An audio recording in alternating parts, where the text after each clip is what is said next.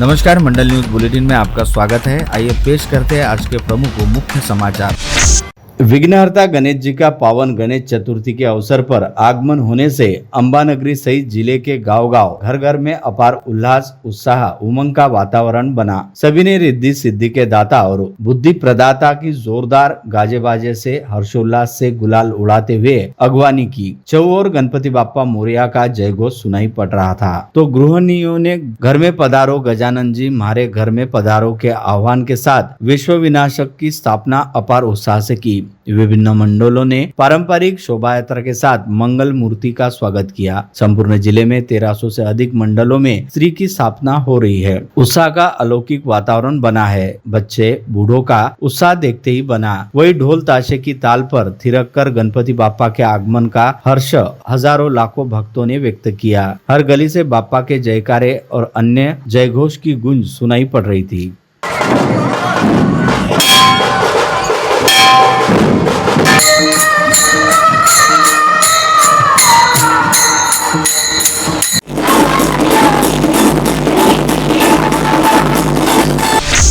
गणेशोत्सव प्रारंभ होने के साथ ढोल ताशा वादकों की डिमांड बढ़ी। उन्हें मुंह मांगे दाम देकर भक्तों ने गणराया की अगवानी में ढोल ताशे का निनाद गुंजाया। कई भाविक थिरक उठे थे। उल्लेखनीय है कि शहर में पारंपरिक ढोल ताशा पथक के अलावा हाल के वर्षों में बड़े पथक बनाने के रुझान का भी बोलबाला है। 2 दर्जन से अधिक पथक विभिन्न भागों में सेवारत है। गणेशोत्सव और दुर्गोत्सव में उनकी डिमांड बढ़ जाती है। यह पथक गणपति से महीना भर पहले ही तालीम शुरू कर देते हैं। उनका कहना है कि करीब दशक भर से अनेक पथक विभिन्न मंडलों में सेवा दे रहे हैं। समय के साथ उनका मानदान कम अधिक दिया जाता है।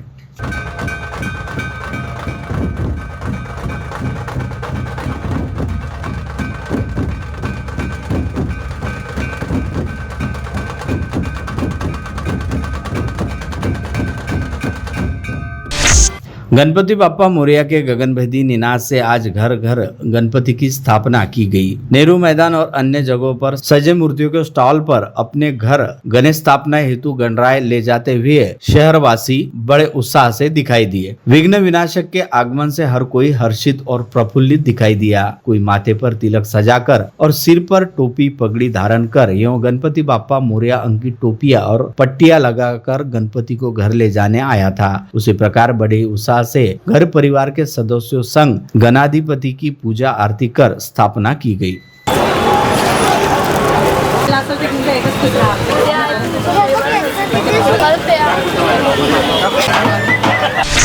परतवाड़ा के पेंशनपुरा परिसर में गणेश चतुर्थी की सवेरे कई वर्ष पुरानी खस्ता हाल बिल्डिंग के धराशायी हो जाने से वृद्ध महिला की दर्दनाक मौत हो गई। यह वृद्धा घर में अकेली रहती थी और उसके घर में ऊपरी मंजिल पर एक परिवार किराए से रहता था। दुर्घटना में बिल्डिंग के किराएदार पत्नी व पति घायल हो गए। उन्हें अस्पताल में भर्ती किया गया। इमारत ढहने की खबर लगते ही तहसीलदार, पालिका कर्मचारी और पुलिस मौके पर पहुंची। आस पड़ोस के लोगों ने भी राहत व बचाव कार्य में मदद की। वृद्धा का शव मलबे से बाहर निकालकर उप जिला अस्पताल में भेज दिया गया है। प्राप्त जानकारी के अनुसार स्थानीय पेंशनपुरा परिसर में रहने वाली वृद्ध महिला आशाबाई अन्नाजी उमेकर उम्र 75 साल, उनके कई वर्ष पुराने खस्ताल घर में धराशायी होने की वजह से वे मलबे में दबने से उनकी दर्दनाक मौत हो गई। उनका एक बेटा विशाल घोरपड़े व 10 साल का एक भांजा, इतने लोग घर के ऊपरी मंजिल पर किराए से रहते थे।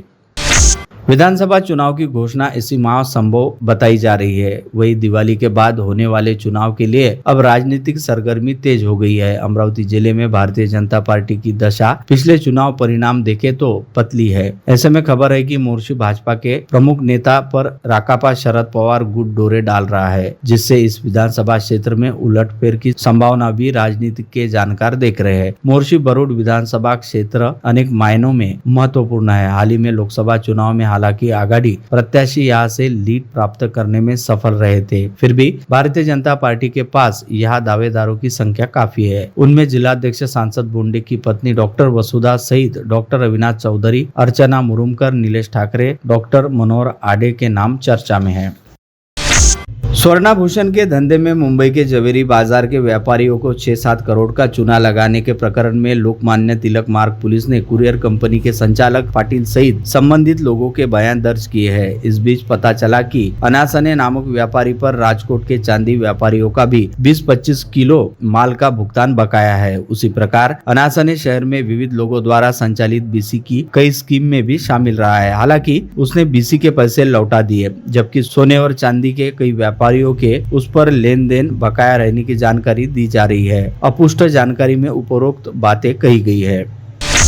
मुर्शी के शासकीय मत्स्य विज्ञान महाविद्यालय का मार्ग आखिरकार खुल गया है। सांसद डॉक्टर बोंडे के प्रयासों से मंत्रिमंडल ने महाविद्यालय की प्रस्तावित जगहों को मंजूरी दी है। पश्चिम विदर्भ का नल दमयंती सागर अथवा अपर वर्धा यह सबसे बड़ा जलाशय अमरावती जिले के मुर्शी शहर के निकट रहने से यहाँ भरपूर मात्रा में नैसर्गिक संसाधनों की उपलब्धि को ध्यान में रखते हुए पूर्व मंत्री तथा वर्तमान राज्यसभा सांसद डॉक्टर अनिल बोंडे ने वर्ष 2019 में शासकीय मत्स्य विज्ञान महाविद्यालय मंजूर कर लिया था। बाद में महाविद्यालय की नियोजित जगह सहित तकनीकी दुविधा में अटके इस मत्स्य विज्ञान महाविद्यालय को आखिरकार मंत्रिमंडल ने हरी झंडी दिखाई। इस कारण आगामी शैक्षणिक वर्ष से मत्स्य विज्ञान महाविद्यालय शुरू होने की संभावना है।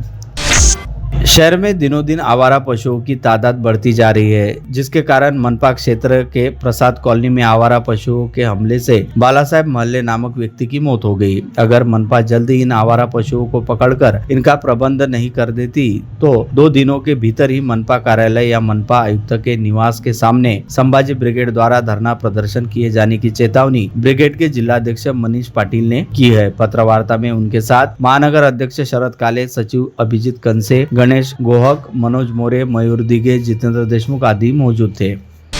हमें कुछ बिना बताए स्टैंप पड़े बिना ही उस पर मेरे पति तथा भाई की दस्तखत लेकर कैलाश नागे हमारे घर पर कब्जा कर उसे बेचने की मंशा रखता है, ऐसा आरोप आज स्थानीय वॉलकट कंपाउंड स्थित मराठी पत्रकार भवन में पत्रवार्ता के माध्यम से कोकिला पांडुरंग वानखड़े ने लगाया। इस समय उनके साथ ओबीसी महासेल के प्रवीण गाडवे भी मौजूद थे।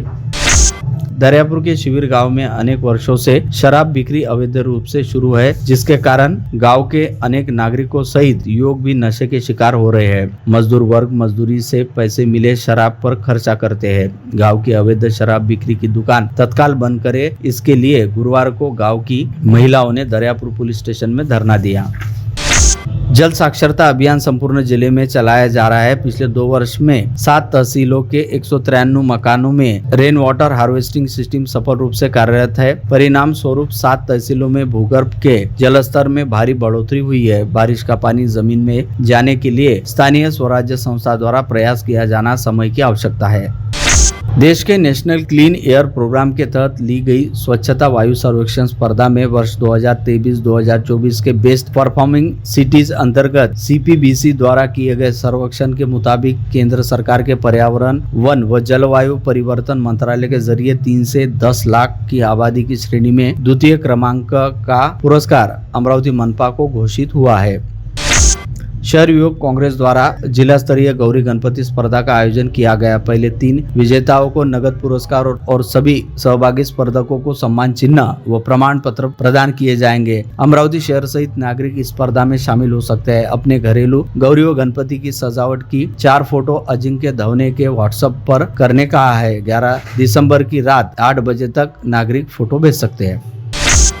मनपा आयुक्त सचिन कलंत्रे ने शुक्रवार 6 सितंबर की रात नेहरू मैदान पर होने वाले गणेश मूर्तियों की दुकानों को भेंट दी। इस अवसर पर सहायक आयुक्त भूषण पुसतकर, नंदकिशोर तिकले, उप अभियंता प्रमोद इंगोले, मनपा कर्मचारी तथा मिट्टी के गणपति के मूर्तिकार उपस्थित थे। इस अवसर पर निगमायुक्त का स्वागत किया गया। इन दुकानों का उद्घाटन मनपा आयुक्त सचिन कलंत्रे के हाथों किया गया। प्रधानमंत्री आवास योजना घटक 3 के अंतर्गत अधूरे रहे 610 फ्लैट के लिए 3 बार निविदा प्रक्रिया चलाए जाने के बाद भी एक भी पात्र ठेकेदार नहीं मिलने की वजह से आखिरकार अधूरे कामों को पूर्ण करने के लिए अब साइट निहाय निविदा मनपा निर्माण कार्य विभाग द्वारा जारी की गई है, जिसकी मियाद अब समाप्त होने वाली है। आज निविदा दाखिल करने का अंतिम दिन है, जिसके बाद सोमवार 9 सितंबर को निविदा खोले जाने की जानकारी मनपा उपायुक्त नरेंद्र वानखड़े ने दी है। संत गाडगेबाबा अमरावती विद्यापीठ में विधि विभाग के प्रमुख प्राध्यापक डॉक्टर विजय कुमार चौबे ने कार्यशाला को संबोधित किया। 2 से 6 सितंबर के दौरान प्रसार माध्यम कानून व नीतिमत्ता विषय पर 5 सदस्यीय कार्यशाला का आयोजन किया गया। कार्यक्रम में प्रमुख मार्गदर्शक के रूप में प्राध्यापक चौबे ने मार्गदर्शन किया। 5 दिवसीय कार्यशाला में क्षेत्रीय संचालक doctor Rajesh Singh Kushwaha, doctor Vinod Nitale, doctor Aditya Mishra, Chaitanya Kayande Patil, Jayant Sonone, Nikita Wagh आदि उपस्थित थे। कार्यशाला में मराठी, हिंदी व अंग्रेजी पत्रकारिता अभ्यासक्रम के विद्यार्थियों ने बड़ी संख्या में उपस्थिति दर्ज कराई। अंजनगांव सुरजी में महाराष्ट्र शासन के नगर विकास मंत्रालय की तरफ से 2 सितंबर को प्रशासकीय कारणों से स्थानीय मुख्याधिकारी दादाराव डोलारकर का तबादला किन्वट किया गया था और उन्हें कार्यमुक्त कर पदस्थापना स्थल पर 3 सितंबर को कार्यरत होने के आदेश प्राप्त हुए थे। मुख्याधिकारी डोलारकर ने मैट में गुहार लगाते हुए दावा दाखिल किया था। उन्हें तबादले के आदेश पर रोक मिली है।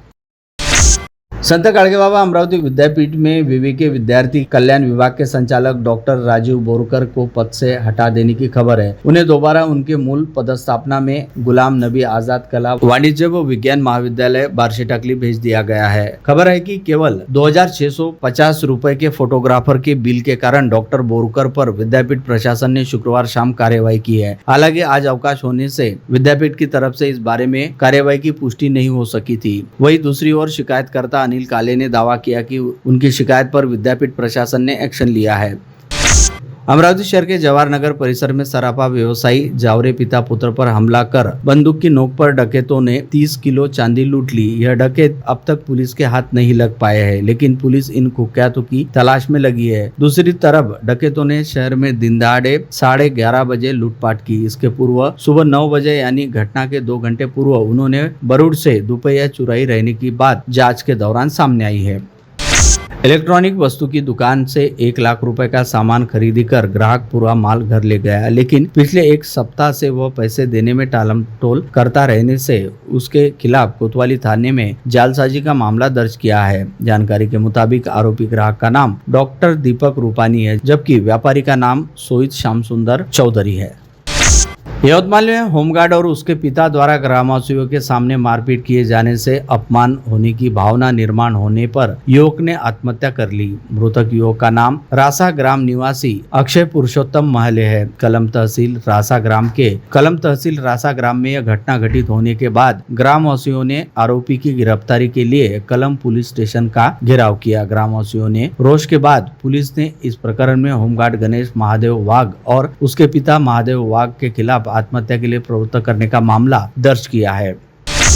दुकान किराए से देने के झगड़े में नवसारी बस स्टॉप के पास आरोपी डॉक्टर ने एक युवक को मेडिकल ब्लेड से सपासप वार कर घायल कर दिया है। इस बारे में गाड़गेनगर पुलिस ने शुक्रवार शाम 5 बजे अपराध दर्ज किया। उप निरीक्षक सुरपाम आगे की जांच कर रहे हैं। महिला की शिकायत में कहा गया कि आरोपी डॉक्टर पुरुषोत्तम मोहड शुक्रवार सुबह 11 बजे उनके घर के सामने आए। उस समय महिला के ससुर भी घर में थे। दुकान किराए से कैसे देते, यह कहते हुए आरोपी ने गाली गलौज की। रोड पर लाने और बिल्डिंग गिरा देने की धमकी देते हुए महिला के जवाई सनी बहादुर के वहां आने पर उनके नाक, होठ और गले पर ब्लेड से सपासप वार कर दिए। पुलिस ने विविध धाराओं के तहत अपराध दर्ज किया है।